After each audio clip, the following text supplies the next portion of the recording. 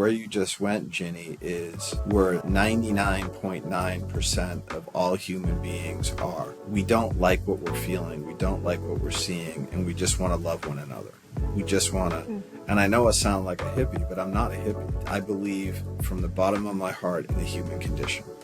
I believe that good always, always, always, the light wins out, always. And if Absolutely. I'm wrong, I'm going to keep going. Absolutely. And I'm definitely on that same wavelength as you.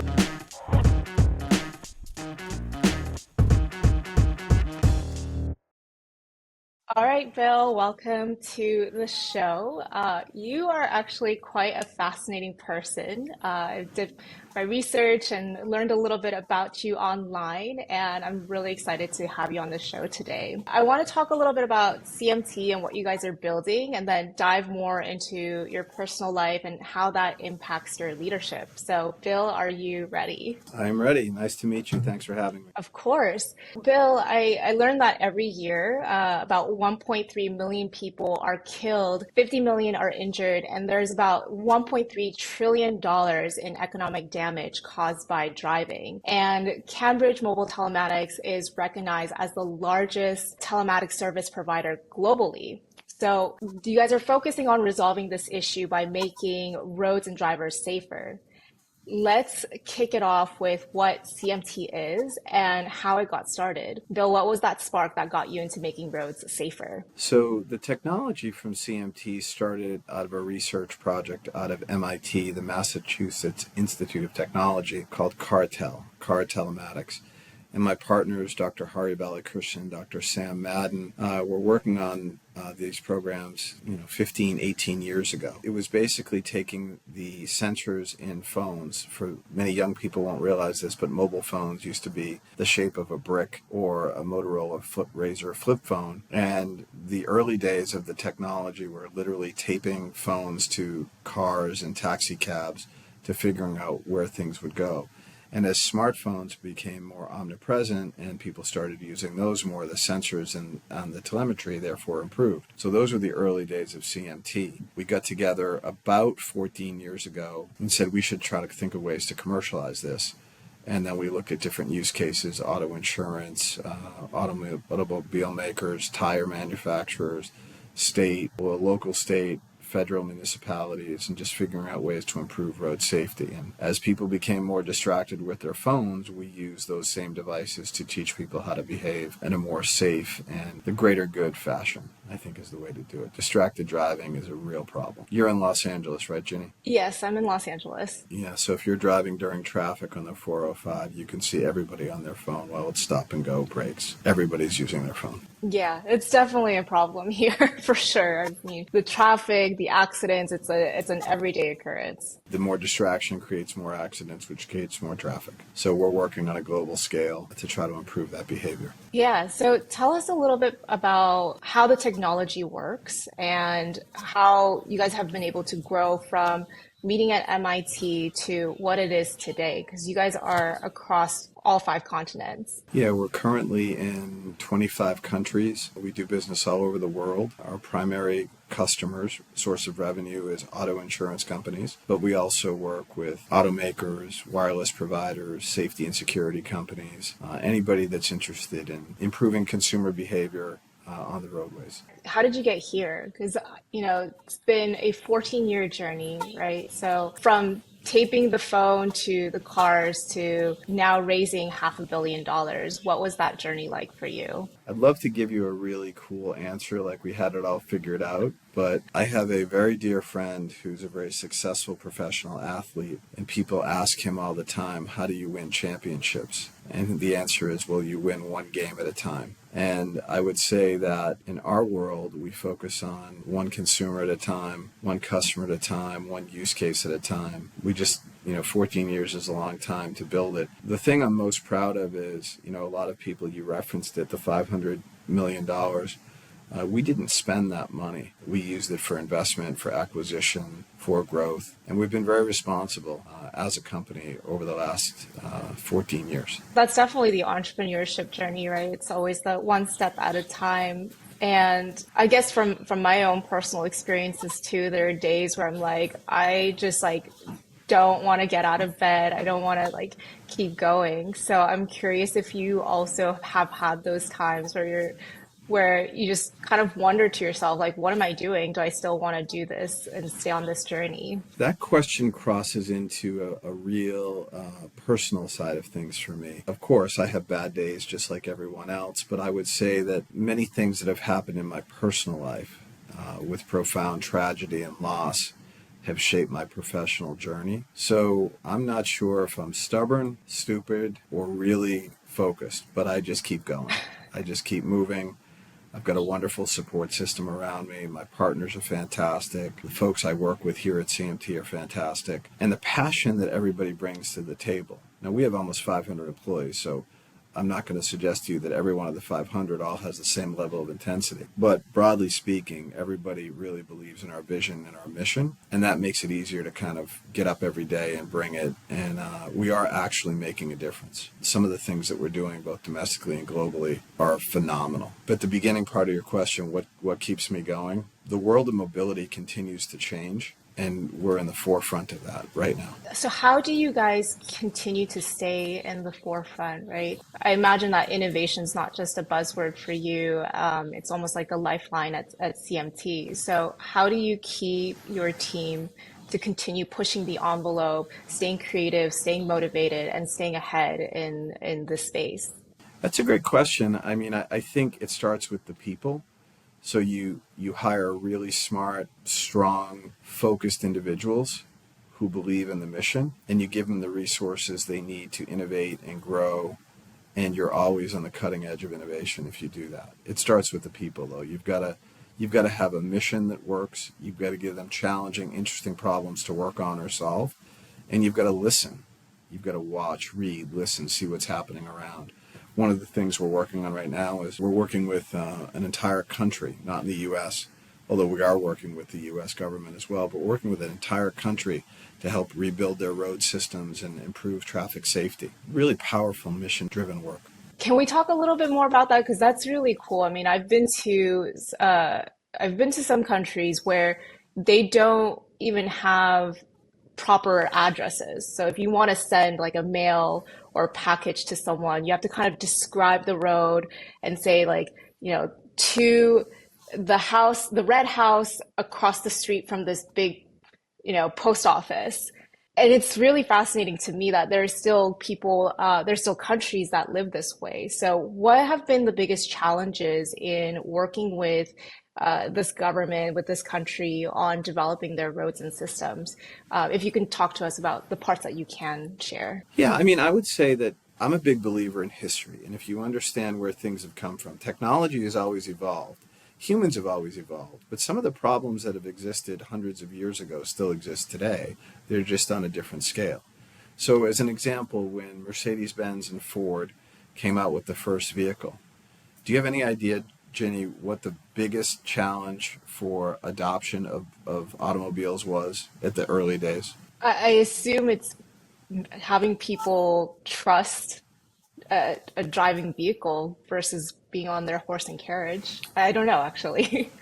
Yeah, I would say that's an interesting perspective, but that wasn't the biggest challenge. The biggest challenge was, I asked this question of a potential investor earlier today, and his answer was, and he was about 26 years old. He said, well, there weren't enough chips to go into the cars. And I laughed and said, well, they didn't have chips back then. There was no chips for vehicles back then. Yeah. But the biggest issue was the infrastructure. If you think about it, you touched on this, the roads were horse and carriage. So where vehicles could go was limited. So when you look through the future of autonomous driving and you look through the future of connected vehicles and intelligent transportation, the biggest issue that faces the world is infrastructure. So if you look at the United States and you look at the Northeast cities, the infrastructure is very old. They're the oldest cities. The roadways are small. The bridges are low.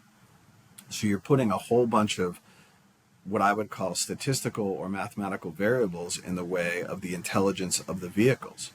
Whereas the further west you go, you've got wide open interstates, you've got new cities, you've got spread out proper streetlights infrastructure.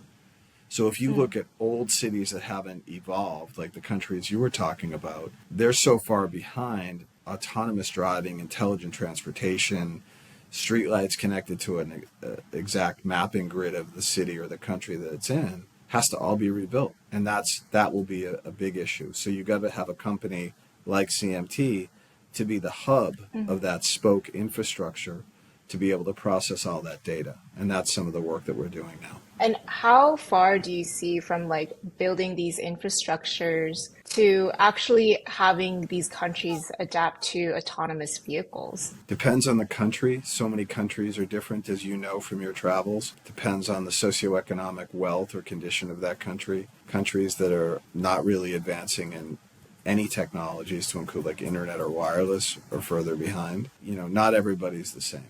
Not every state's the same, not every city's the same, not every country's the same. But that's why we exist. And going back to your question a few minutes ago, that's one of the reasons why I get up in the morning and I'm excited. Yeah, and I imagine that infrastructure is not the only problems that you're also facing as it pertains to like global footprint. So I'm curious, like, what other challenges do you encounter to like adapt to your technology to work everywhere? Look, that's a really broad question. I don't know that I could answer it in the time we have allotted. We face challenges all the time. Privacy concerns from various countries. Do some vehicles have connectivity while others don't? How's the roadway? What's the wireless footprint like? OEMs are facing challenges now with who owns the data coming off a connected car. Is it the consumer? What if it's a lease vehicle? Does the leasing company own it? Does the OEM own it?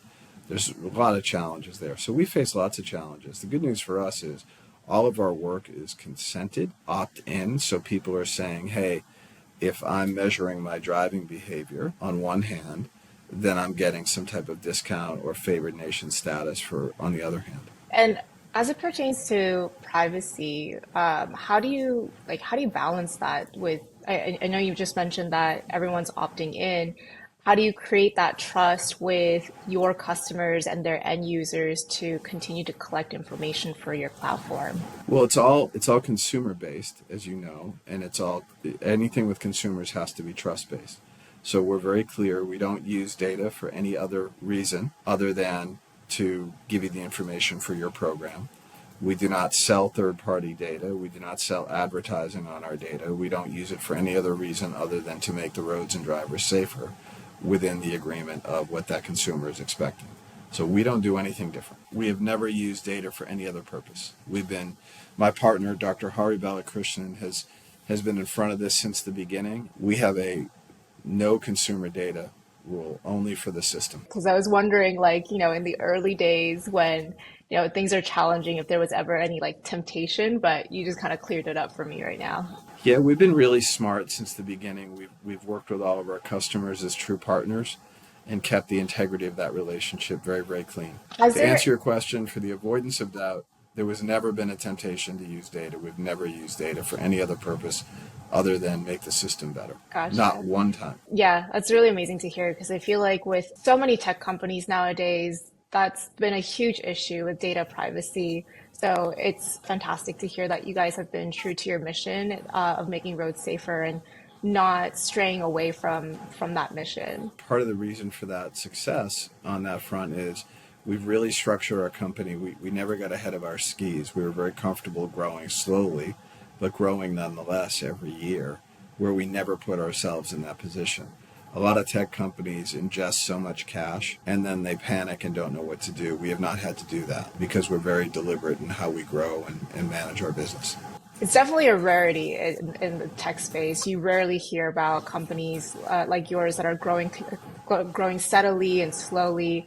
Usually, as you said, it's the opposite where people are ingesting too much cash, they're burning through all of it, they're not even profitable, and yet you see companies like Uber going public, and it's kind of crazy to me to see that. So I'm not familiar with Uber's business model, so I'll stay silent on that one. I just know how we conduct our business, and the way we focus is we're growing profitability, and we're growing steadily, and we have lots of shareholders, we have lots of wonderful employees with families and spouses and children, and we have wonderful customers and the consumers of those customers. So steady is okay. It might not be flashy, but steady's really good. Yeah, you're in it for the sustainability of it. Now, I want to dive a little bit more into your personal life, because you mentioned earlier, and I'm sure that this was hand in hand to how you got to where you are now with CMT.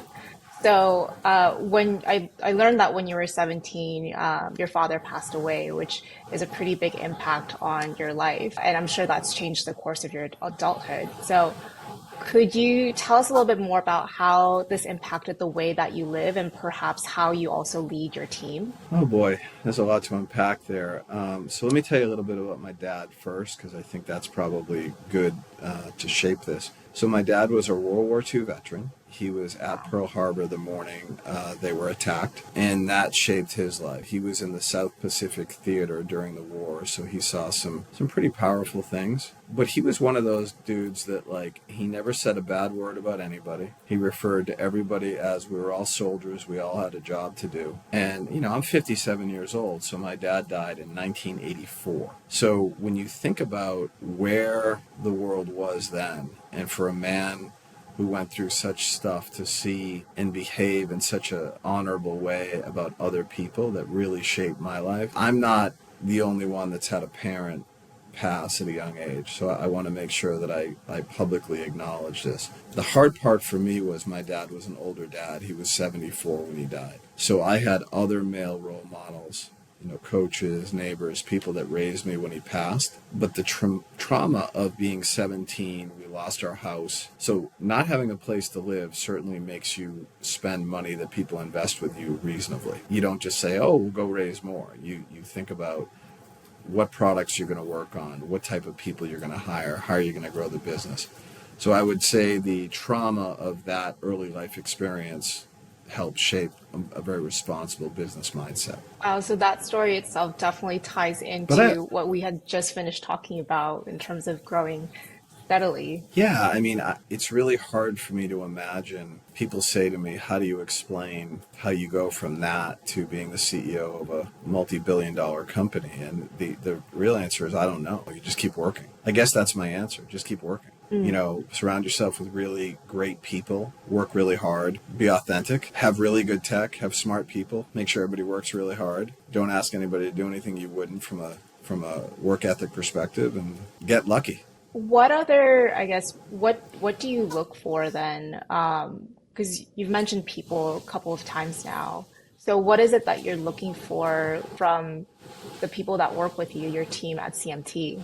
So I think by and large, our team at CMT is so not everybody can be the same, right? Like we're not all equal in terms of what our skill sets are, but we all are capable of greatness. So you've got sometimes greatness comes in the person who's the most intelligent data science you could ever imagine, or he or she might be number one in their class. But then there's other people, and I always describe this as managers versus leaders. There's only a finite number of managers in a company. But leadership and ideas and greatness can come from anywhere in the organization. And so what I look for in people is I'm a big fan of the people who just need a chance. The people who maybe have had a tough upbringing like me.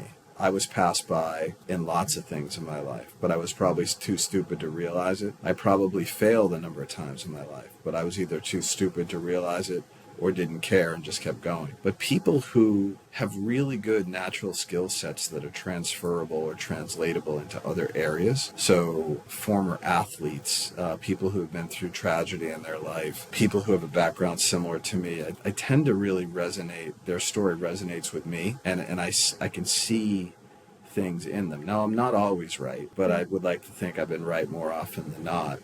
And the human condition is such a beautiful thing because when you give somebody the opportunity to be great and you tell them, I believe in you, and then you say, can I count on you? Then all of a sudden, you're watching greatness blossom and develop. And then when you mix those types of folks with the absolute geniuses, people much smarter than I am, you've got a wonderful team. It's the power of the underdog. Yeah, it's the power of, I always ask the company, what is your why? Everyone has a different why. Some people might just want a job and support their family, and that's okay. That why matters because they're going to grind really hard to make sure they do the best for their spouse and their children. But the other people have their why is, why not? I remember in the early days, I made a t-shirt that said, "Why not us?" And the question was, why not us? Why can't we be the next billion-dollar company, the next unicorn? Why not us? Mm. And I had, honest to God, Jenny, I had employees, and there were two question marks on the t-shirt. So some of our engineers and data scientists were not fixated on the why not us. They were fixated on why two question marks.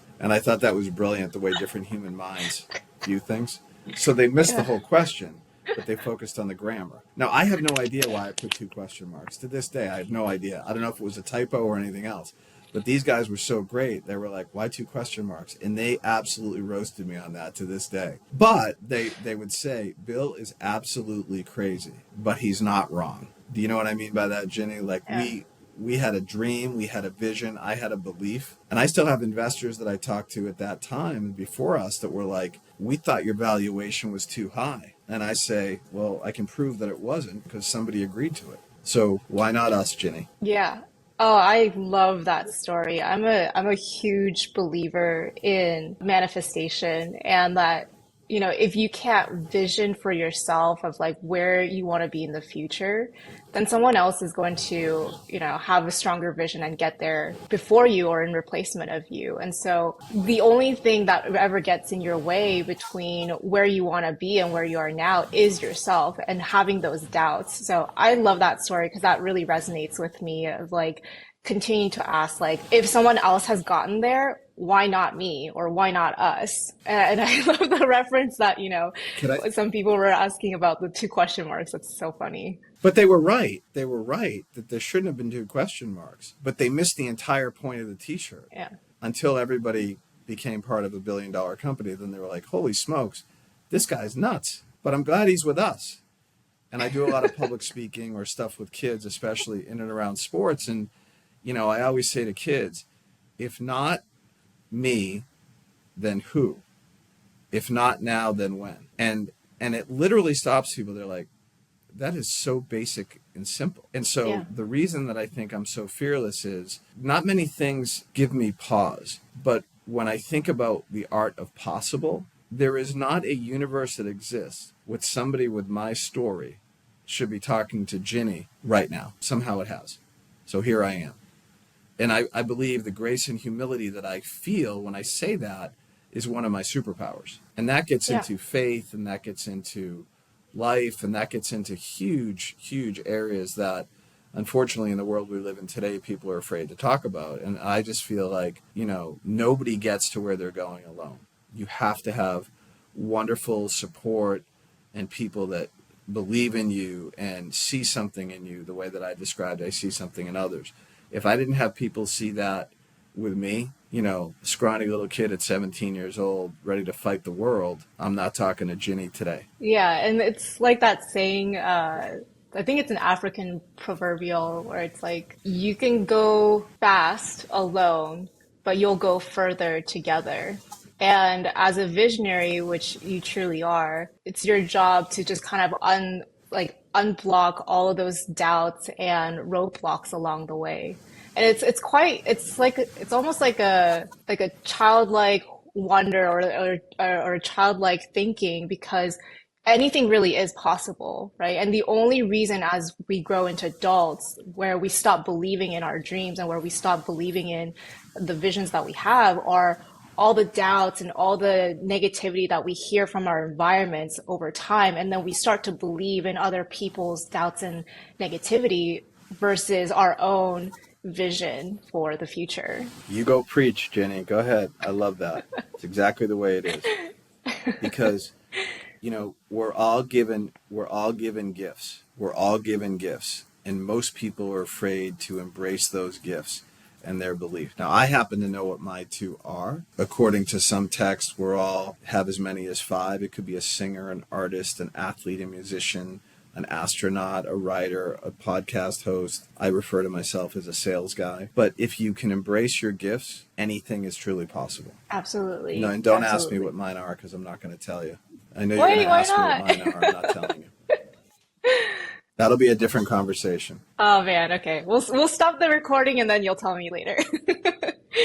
So, speaking of vision and believing in yourself, one of the stories I read about you online was that you were employee number 5 at traffic.com. And that was actually a really big risk that you Yes. took because if I remember the story correctly, it was a mentor of yours who didn't really tell you anything about the job or the company. And he just told you, take a 50% salary cut and come join us.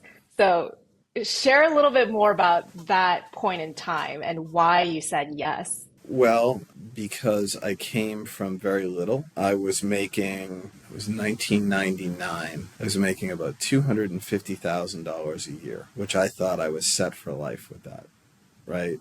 And again, when you come from nothing and you have that, it's this crazy thing. And so the idea was this mentor of mine said to me, I met him at a venture capital office in Boston, and they agreed to give him some A round financing. And I met the two other founders, and it was, I can't tell you what we're going to do.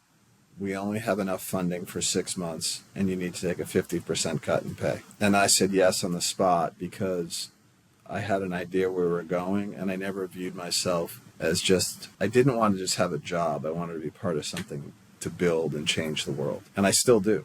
I still want to change the world. So that's So, why I did that. I didn't view it as a risk. and when you joined, did you think it was the right decision? Oh, yeah, no doubt. And there were times like we couldn't make payroll, but I don't know. If something's worth doing, it's worth doing well. And again, I'm not the type of person who worries about what might go wrong. I focus on what is possible. Tell us a little bit more about your journey before CMT. So you started your own basketball school and you were also running a nightclub, and that's quite a jump from what you're doing now. Oh, God. Uh, Oh, God. so Here I'm we just go. curious what happened during each transition? What was the thought process? Where were you in those during each of those times? I forgot all about that. I had a chance to play basketball through high school, junior college, and college. And in the summers, I worked for a bunch of the older Celtics, the guys that played for the Celtics years ago, Hall of Fame players. I got to know them really well, and I started my own basketball school for kids because I was like, well, these guys are doing really well in a camp. I want to run camps during school vacation weeks and end of school before the other camps started, and I ended up doing really well with that. And then I had friends who were playing in the NBA at the time, and they needed somebody to do sneaker contracts. So I was like kind of an agent type for a while there. And I just always found a way to keep hustling and grinding and make a living. In terms of the nightclub, I just started working at bars and nightclubs and then started working at other nightclubs. And next thing you know, I was running a nightclub. I owned another one. And I don't know, it was just a chapter in my life. That's how you got to make a living. I always say you got to eat. It doesn't matter what you're doing. You got to have income. You got to eat. You got to work. You got to grind. And I would say in my younger years, whether it was, shoveling snow or working at a fast food restaurant or painting houses or ripping up carpets, I would do whatever it took. Whatever it took. Didn't matter. Because there was no silver spoon coming around the Powers house, just so you know. Yeah, so you got to, that all of that build your character and your work ethic that you have today. I'm curious what other values in all of these work experiences that you've had translates to how you're leading your team. I just think the more you're around people, like human beings are so beautifully wonderful and different, but we're all the same. And when you work in an environment like a nightclub, or you work in a sports environment, or you work in a restaurant environment, you're meeting so many different walks of people. And it allows you to understand that you can't treat everybody the same. You need to treat people differently. Different people learn differently. They hear differently. They talk differently based on gender, based on where they're from in the world, based on age, based on all these things. And that is true diversity. So if you have a really diverse company with people from all walks of life, we talk about diversity in today's world in a very narrow scope. But, people who have been in different parts of the world or have been through war-torn, ravaged countries or extreme poverty, or they have different diversity experience or diversity of thought than others. And I like to look at diversity across the entire spectrum of possibilities. And when you do and open up your mind and your heart to that, you can learn a lot about others, which means you'll learn a lot about yourself. How did you learn to open your mind to diversity, coming from Boston to, now where you are. Because there's still people out there, even to this day, that are so narrow-minded, regardless of the big cities that they live in or the companies that they're running. So were there any specific lessons that you've learned or mistakes that you've made that kind of kept your eyes open to being so welcoming to diversity? Do you know that no one has ever asked me that question in my life? Because I don't feel like I'm open to diversity. I feel like I'm me. So I would say both my parents were, I talked to you about my dad. I mean, this dude was, when I say never said a bad word about anybody, I grew up, I grew up in such a beautiful way where everyone was welcome at our home. And I didn't know that they weren't really my aunts or uncles.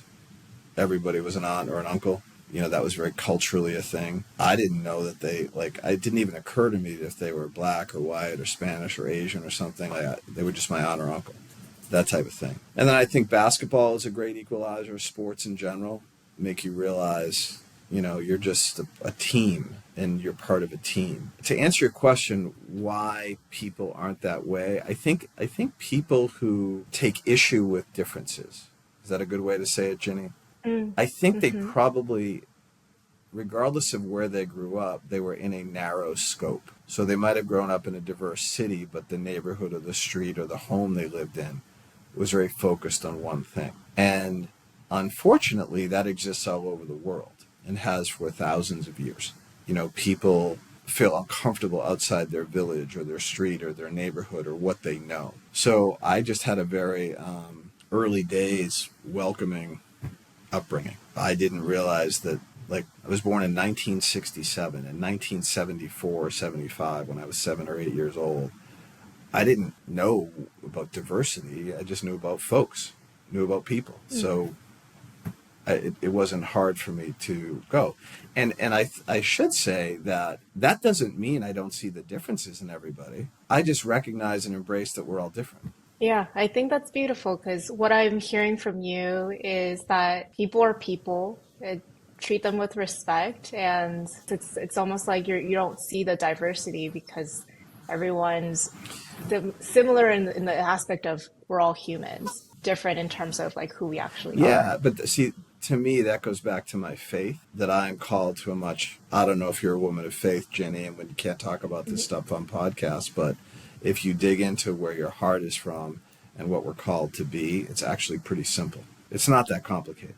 Now, Yeah. but I get to have feelings too. Like I'm part of the population. I get to have views and I get to have differences and I get to be different. And it hurts me, it pains me that people are so focused on our differences when we should be embracing our similarities. It Mm-hmm. literally pains me. I mean, I travel all Absolutely. over the world and I see people who are from very different upbringings than me, who are the most loving, devout, caring people you could imagine on the planet, welcome me into their homes.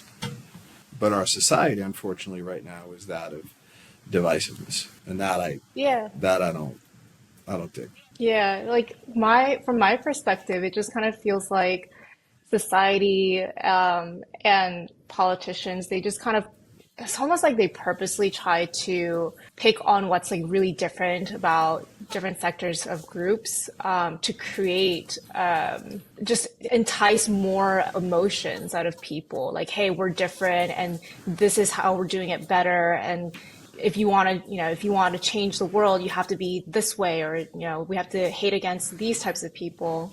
And it's really sad. It's sad what's happening when you open up the media, social media particularly. To me, it feels like it's used to divide people. Yeah, we were going a little off topic, but yeah, it kind of to me it just feels But like are there's a we? lot of Are we?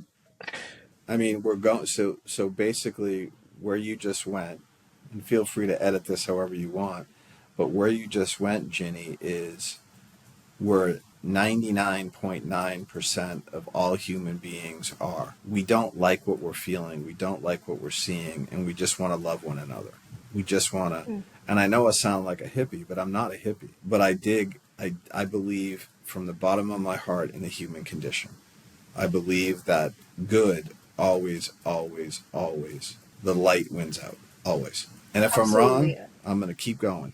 Absolutely. And I'm definitely on that same wavelength as you. I think the highest frequency that you can operate from is a place of love. And the only thing higher than that, I think, is authenticity. Yeah, that was the study. It's love and then authenticity. It's hard. I think just going off topic, it's hard because I think I want to also operate from that place. I want to teach my team to operate from that place. And what you see in media and what you hear around you all the time is just so much negativity and fear that, it distracts you from being that fully authentic human, which is a place of operating from love and good. Yeah, and I think if somebody sees this, they'll probably be like, "Wow, he's so delusional." No, no, there's a whole other side to me, Jenny. When you grow up the way that I did, like, we can fight too. What I'm saying is, I try to lead with these things. I try to be, those closest to me have seen. It's not William Vincent Powers, CEO. They've seen Billy Powers, and that's a very different, scared 17-year-old guy. Can you expand that a little bit more? The scared 17-year-old guy? So the short answer is no, but I'll give you a little taste of it. When anybody goes through a trauma, particularly in their childhood, it's very difficult to break free of that through lots of different vehicles, prayer, therapy, coaching, maturity, life, fitness, hydration, lots of water, proper rest. You learn to manage your past, your challenges, your traumas. And I don't just mean it could be with anybody. It's just when you're younger, you have more time to course correct, depending on the trauma. Mine was shock and loss and abandonment and all that. But my goodness, I see little kids now who have been through so much, and I just want to help them. Yeah, thank you for sharing that part of your story. Everyone has different traumas that they've gone through in their life, and I can't imagine like what you've gone through. And I'm curious, like, I guess, how do you balance, if you have, when you go through such a trauma in your life, between your work life and trying to heal from that trauma in your personal life? Or do you? I don't know. So you're touching on an area that most people would call closure. I think the term closure is bullshit. I don't think we get to close things. I think we learn to cope and grow and learn and humble ourselves to being better. I've had significant trauma as plural in my life. And if I allow myself to weaken and let the trauma take over, I feel as if I'm missing so much goodness. Goodness that maybe I can give people, but certainly that I can receive from life experiences from others. Now, how often do you get to share that side of you with your team and in your leadership? As the company gets bigger, less often. Do you feel like as the company grows and you've got over 500 employees now, how do you ensure that like you're communicating the vision and you're having meaningful touch points to every employees so that employee number 501 is still as tied to the vision as employee number 4 or 5 or 10? I don't think there's a perfect answer for that. I think that you need to delegate more. You need to mature and evolve as a human being, as a manager, as a leader of people. I think that you need to trust your colleagues to be able to spearhead that and continue the vision and the passion. In terms of touch points, I try to be, and we have offices in India, Japan, Zagreb, Croatia, Budapest, Hungary, Boston, Cambridge, actually. So that becomes hard just from a global footprint. But, I try to be visible to as many people as I can, as often as I can. But my job is very different than it was when we started the company. I'm not operating as much. I have wonderful, wonderful other managers and executives that I work with that really do a fantastic job. They take great pride in their work. They're good people. They're compassionate. They give employees the benefit of the doubt, and we're all trying to get to the same place. I love that. And if you can look back at any point in your life, is there any advice that you would give younger Bill or something you would have done differently? There's a lot of things I would have done differently. A lot. That's not for this conversation, Jenny. Oh no. Yeah, Okay. but I have the benefit. I have the benefit of time and years of experience and hopefully some wisdom that I've gained through that. So yes, there's a lot of things I would do differently. In terms of regrets, I don't look at things that way. There's things I wish I've done differently, but I regrets maybe a couple. In terms of the younger self, believe in yourself more. Believe in yourself. Believe that anything is possible. Believe that you can dream big. You can be the dog that's chasing the car and catch the car. It's all possible. Now, when I the love dog that. catches the car, he doesn't know what to do, which is a whole other podcast. Where does that come from, that mentality? Like, is that something that like you fostered over time, or do you think do you think you've always operated from that mentality? I think the mentality comes from, some of my role models when I was younger. These were old school, serious dudes. They're the kind of that, yeah, I can't even tell you what they were about. They were just real serious guys. And, but that was in like 1970, 1975. Like just the world was so different then. And those are the types of people I grew up around. Even sports back then, not everyone got a trophy. It was you tried out for the team and you either got cut or you made it. That was it. And I'm not Yeah. saying that's good or bad. I'm just saying that's the world I lived in. So if you didn't work hard, you didn't get it. You didn't get the reward. So where did that come from? I would say that early on. I talked about my dad and my parents a bunch. So I would say from them, the role models in my life. Good and bad role models, to be honest with you, Jenny. There were some people that were just crazy abusive coaches, like angry, angry people. And as a kid at that time, you just had to take it. So you become a little bit fearless from that stuff because you become callous to it. And then I would say the profound tragedies in my life has shaped I've been through worse. So let's go. I've been through worse. We can make this work. What are your thoughts? Because you grew up more with this like old school mentality, as you say. Not everyone got trophies for participation, and now the latest generation where everyone's getting silver trophies. Everyone's an influencer. Everyone gets applauded for doing the minimum. What are your perspective on the new generation, and how does that impact the workforce if you have Gen Zs that are joining your team? So first of all, you called it old school. I would just call it school. See what I'm saying? Like to me, that's all I knew. So from your perspective, Uh, it's old school. From my perspective, it was just school. I guess old school for me would have been like the 1940s, which is probably more hardcore than the 1970s. I know some people in my position get twisted over, Gen Z and this and that and what they focus on. I just believe in clarity of vision, clarity of mission. I believe in the human condition. If you speak to people the way they can understand and hear, most people are going to rise to the occasion. And if they don't and they can't, then maybe it's the wrong place for them. But I don't have a lot of frustration with things that other executives might be troubled by because I feel like when you're in that position, you're like the guy, your neighbor yelling at the kids to get off your lawn. Like they're just kids, they're just playing on their lawn. They didn't know that wasn't a thing. So when I get this question from if I'm doing speaking or if I'm doing an interview, how do you deal with this generation? Just tell them.